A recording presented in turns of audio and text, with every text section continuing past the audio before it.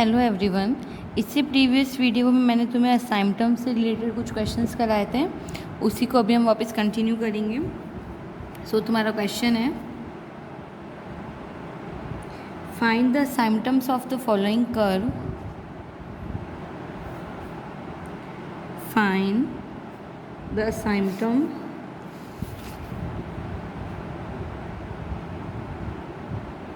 Of the following curve.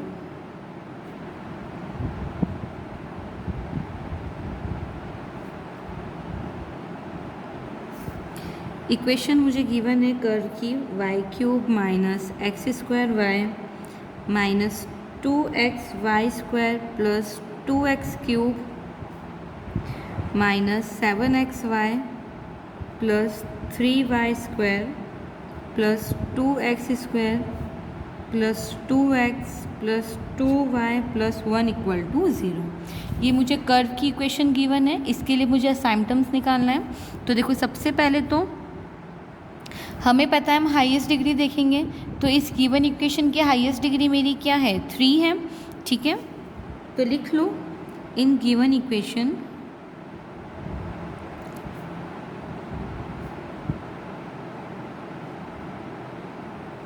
Highest degree of x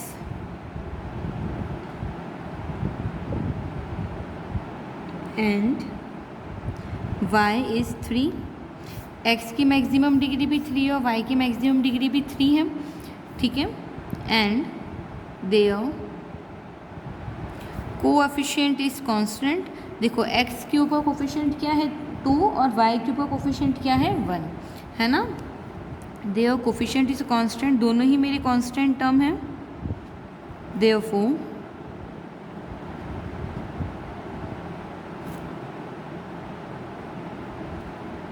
there will be no parallel asymptotes। इसका मतलब यही हुआ कि अगर तुम्हारी क्या है, कोफिशिएंट्स जो है वो कांस्टेंट है, इसका मतलब गिवन जो कर्व है उसके पैरेलल असाइनमेंट्स नहीं होंगे। तो देखो, असाइनमेंट्स निकालने का तरीका मैंने बताया था, वर्किंग रूल हमने लगाया था। तो देखो, इसके मैक्सिमम डिग्री 3 है, यानी हमें क्या क्या निकालना पड़ेगा, phi 3m put x equal to 1 and y equal to m। हमेशा यही करते हो, x इक्वल टू 1 पुट करोगे और y equal to m put करोगे। तो देखो, फाई 3 की वैल्यू तुम्हारी क्या हो जाएगी, 3 वाले पावर देखने, इस टर्म में 3 पावर है, y इक्वल टू m रख लो तो ये हो गया m³। इस वाले टर्म में भी देखो पावर 3 है तुम्हारी, दैट मीन्स माइनस m।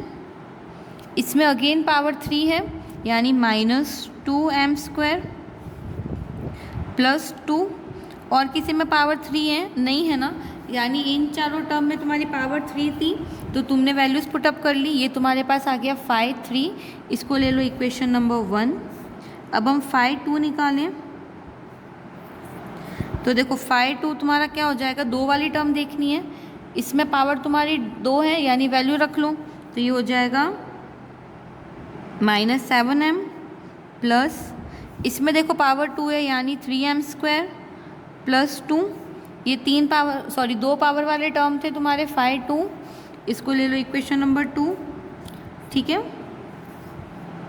फिर है तुम्हारा फाई 1 की वैल्यू तुम्हारे पास क्या हो जाएगी, 2 प्लस 2m। ठीक है, इसको हमें लिखने की ज़रूरत नहीं, क्योंकि हमें इसका आगे कहीं यूज़ नहीं है। अब हम क्या निकालेंगे, मैंने बताया था जब फाई 3m और फाई 2m निकाल लेते हो, है ना, तो तुम्हारी हाईएस्ट पावर क्या थी, 3, यानी फाई 3m को अब क्या करोगे, 0 के इक्वल पुट करेंगे।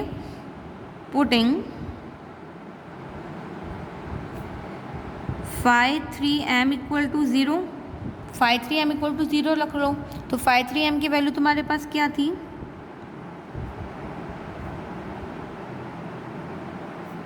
Plus 2 equal to 0। ठीक है, अब इसके हम फैक्टर्स निकाल लें, तो इसके फैक्टर्स निकालूंगे तो फैक्टर्स तुम्हारे पास क्या आ जाएंगे, m-1, m+1 और m-2। ठीक है, यानी मैं यहाँ से मेरे पास m की वैल्यूज़ क्या आ जाएगी, 1, -1 एंड 2, 3 m की वैल्यू आ गई। इसको क्या ले लूँगे, m1, m2, m3। क्लियर है यहाँ तक, m की वैल्यूज़ आ गई। नाउ वी नो सी हमारे पास क्या होता है माइनस 5/2m अपॉन 5-3m। तो देखो -5/2 की वैल्यू तुम्हारे पास क्या है, इक्वेशन नंबर सेकंड से वैल्यू है, ये हो जाएगी तुम्हारी -7m plus 3m² plus 2। Equation number 1 का डिफ्रेंशिएट करोगे m के रेस्पेक्ट में तो क्या आ जाएगा 5-3, डिफ्रेंशिएट कर लो तो ये हो जाएगा तुम्हारा 3m² -4m -1। क्लियर है यहाँ तक। अब हम क्या करेंगे, एक एक करके m की वैल्यू रखते जाएंगे और हमें c1 c2 c3 मिल जाएगा। सो फॉर m1 = 1 ले लो, तो c1 तुम्हारे पास क्या हो जाएगा, वैल्यू रख लो इसमें m की, तो ये हो जाएगा -7 प्लस 3 प्लस 2 अपॉन 3 -4 -1, यानी c1 की वैल्यू तुम्हारे पास आ जाएगी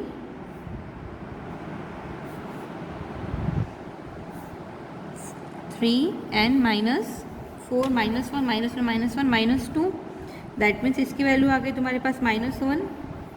क्लियर है यहाँ तक। अब मैं निकाल लूँ m2 के लिए, फॉर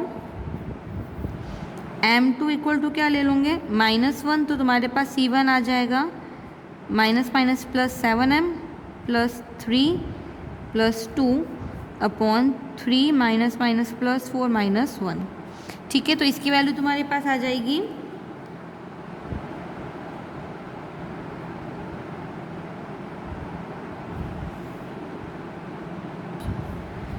6, यानी ये हो गया तुम्हारे पास -2। अब किसके लिए निकालूँ, m = 2 यानी m3 = 2 ले लूँ। फॉर m3 = 2, c3 क्या आ जाएगा मेरे पास, ये c2 था तुम्हारा, c3 निकाल लो तो ये हो जाएगा -7 × 2 14 प्लस 2 का स्क्वायर क्या हो जाएगा 4 × 2 12 अपॉन 12 -4 2 = 8 -1। इसकी वैल्यू तुम्हारे पास आ जाएगी 0, यानी 0।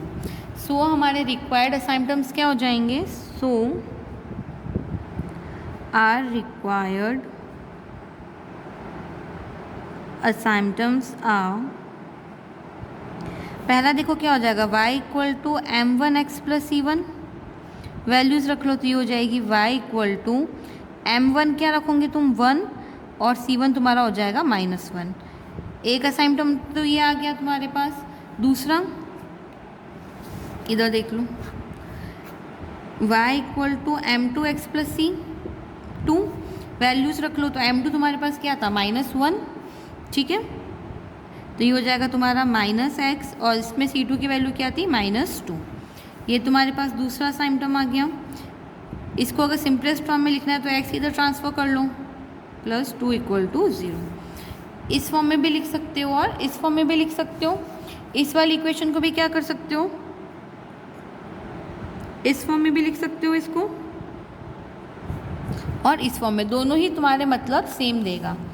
थर्ड y = क्या हो जाएगा m3x + c3, y = देखो m3 की वैल्यू तुम्हारे पास क्या रखी थी तुमने 2, तो ये हो जाएगा तुम्हारे पास 2x और c3 की वैल्यू क्या थी 0, यानी y = 2x। ये तीनों हमारे असाइनमेंट्स हो गए और हमें यही फाइंड करने थे। देखो हाईएस्ट डिग्री 3 थी, यानी 3 असाइनमेंट्स निकालने थे इस इक्वेशन, इस कर्व के, और तीनों हमने निकाल लिए हैं। क्लियर है यहाँ तक। अब हम नेक्स्ट क्वेश्चन करते हैं। Find the assignments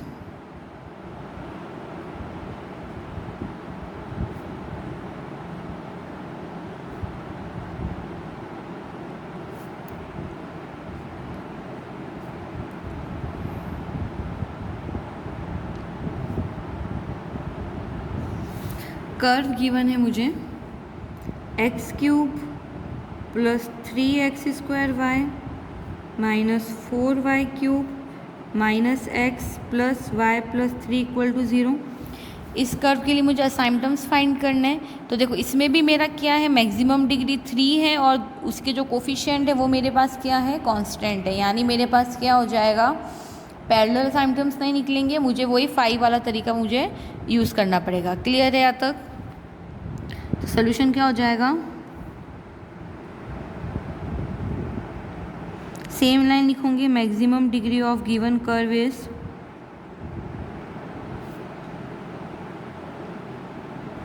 3, therefore there will be 3 asymptotes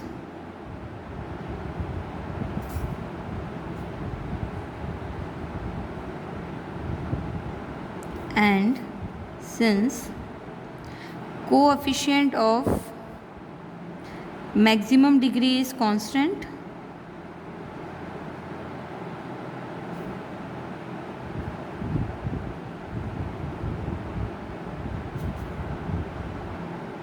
therefore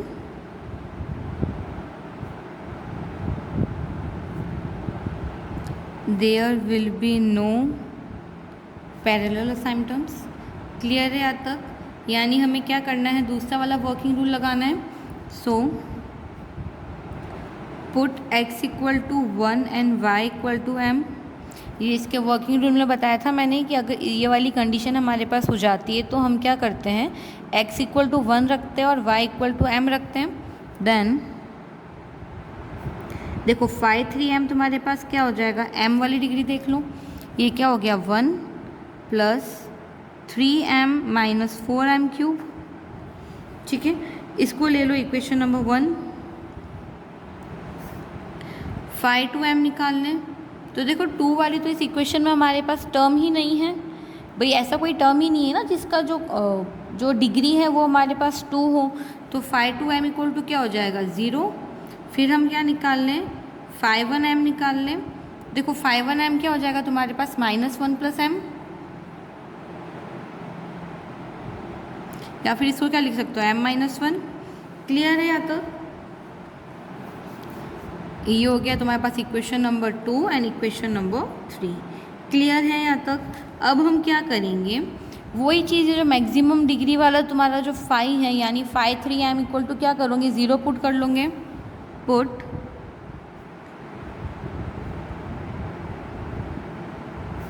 तो ये हो जाएगा 1 plus 3m minus 4m cube equal to 0। यहाँ से m की वैल्यू निकाल लूँ तो ये तुम्हारा हो जाएगा m equal to 1 minus 1/2 and minus 1/2। अच्छा, इससे पहले हमने जितने भी क्वेश्चन किए ना साइम्पटम्स के, उसमें क्या था हमारा, जो m थी उसकी 3 डिफरेंट वैल्यूज़ आ रही थी, है ना। इससे पहले जो हमने 2-3 क्वेश्चन किए सब में m की वैल्यू डिफरेंट थी, तो उसके लिए हमने m1 c1 m2 c2 और m3 c3 निकाला था। लेकिन इस वाले क्वेश्चन में देखो क्या हो रहा है, 2 m की वैल्यू सेम है, यानी m1 है और m2 m3 दोनों ही मेरे पास सेम है। इस केस में तुम्हारा क्या हो जाएगा, जो c निकालने का फॉर्मूला है वो चेंज हो जाएगा। क्लियर है यहाँ तक? अगर हमारे पास m की तीनों वैल्यू जो है वो अगर वेरिएबल के फॉर्म में, यानी तीनों ही डिफरेंट है, ठीक है, तीनों की वैल्यू एक दूसरे से सिमिलर नहीं है, तो अब तो हम सीधा, हमें पता है वो c का एक कॉमन फार्मूला बनाते हैं -5/2 अपॉन 5-3 वाला। लेकिन अगर m की 2 वैल्यू सेम है तो उन सेम वाले टर्म के लिए हमारे पास c का वैल्यू डिफरेंट होगा। क्लियर है? सो व्हेन देखो m इक्वल टू 1 जो तुम्हारा क्या है, एक ही बार आया यानी इसके लिए तो c वाला वही फॉर्मूला लगेगा जो अब तक हम लोग यूज़ करते हुए आए हैं। तो c मेरा हो जाएगा -5/2m अपॉन 5-3m। क्लियर है? देखो 5/2 की वैल्यू मेरे पास क्या है, 0 है बाय इक्वेशन नंबर 2, और 5-3 मेरे पास क्या हो जाएगा, 3 - 4 3 12m², यानी इसकी वैल्यू तो 0 हो गई। ठीक है, यानी मेरे पास m1 इक्वल टू क्या आ गया 1 और c1 इक्वल टू क्या आ गया 0। क्लियर है यहाँ तक? अब ये दोनों टर्म सेम है तो इसके लिए c का फॉर्मूला डिफरेंट हो जाएगा। सो लिख लो, when m equal to -1/2, then similar वाले केस की बात कर रही हूँ, है ना, तो c का फॉर्मूला मेरा क्या हो जाता है, 1/2 2 सी square five double dash 3m plus C 5 dash 2m plus 5 1m equal to 0। Clear है यहाँ तक? इस फॉर्मूले को नोट कर लेना। ये तुम्हारा क्या है, फॉर्मूला है कि अगर तुम्हारा m सेम है तो क्या करोगे, 1/2 C square five double differentiation plus C 5 2 single differentiation plus 5 1m equal to 0। अब हम इसमें वैल्यूज़ पुटअप कर लें तो देखो फैक्टोरियल 2 की वैल्यू तुम्हारे पास क्या हो जाएगी, 2, यानी 1/2 सी स्क्वायर। ये तुम्हारे पास 5 3 था, इसका क्या करोगे, डबल डिफ्रेंशिएट करोगे। तो इधर देखो 5 डैश 3 निकाल लो सिंगल डिफ्रेंशिएशन, तो ये मेरे पास क्या हो जाएगा, 3 - 4 3 12 m स्क्वायर। ठीक है, अब मैं क्या करूँ, इसका एक और बार डिफ्रेंशिएट करूँ क्योंकि मुझे तो 5 डबल डिफ्रेंशिएशन की वैल्यू चाहिए। तो ये मेरा हो जाएगा 5 3 double dash m equal to 24m। ठीक है, अच्छा हमें देखो 5 डैश 2 की वैल्यू भी चाहिए थी, तो इसका डबल डिफ्रेंशिएशन करोगे तो क्या हो जाएगा, अगेन 0 हो जाएगा। भाई 0 का डिफ्रेंशिएशन वापस 0 ही तो होगा, वैल्यूज़ पुटअप करते जाओ। तो ये मेरा हो जाएगा -24m प्लस सी इंटू 0 प्लस 5 1 की वैल्यू देखो क्या है तुम्हारे पास इक्वेशन नंबर 3 से, m - 1 इक्वल टू 0, यानी इसकी वैल्यू तुम्हारे पास क्या आ जाएगी,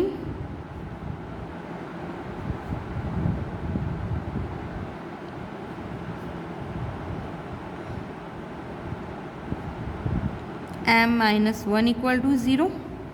ठीक है, यहाँ से मुझे m की वैल्यूज़ क्या मिल जाएगी, सॉरी c की वैल्यू निकालनी है ना तुम्हें, c निकाल लो। तो c की वैल्यू तुम्हारे पास क्या आ जाएगी, 1/2 - 1/2। क्लियर है?